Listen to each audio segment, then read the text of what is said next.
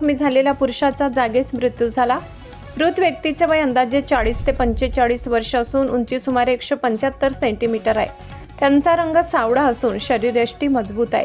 विशेष म्हणजे त्यांच्या उजव्या हाताच्या कांबीवर सुशीला सुदाम तर डाव्या हाताच्या कांबीवर शोभाबाई शांताराम पवार अशी नावे गोंदलेली आहेत। प्राथमिक माहितीनुसार मृत व्यक्ती काहीशी मानसिकदृष्ट्या अस्वस्थ असल्याचे दिसून आले असून तो पायी फिरत असल्याची माहिती आहे।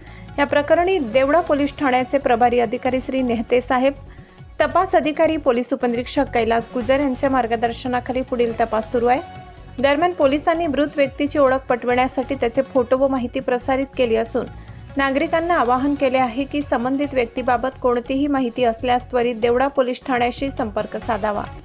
नागरिकांनी सहकार्य करावे असे आवाहन पोलीस प्रशासनाने केले आहे। महाराष्ट्र क्रांती न्यूजसाठी प्रतिनिधी दादाजी हिरे, देवळा। अशाच नवनवीन बातम्या पाहण्यासाठी आमच्या महाराष्ट्र क्रांती न्यूज या YouTube चॅनलला लाईक करा, सबस्क्राईब करा आणि बेल आयकॉनला प्रेस करा।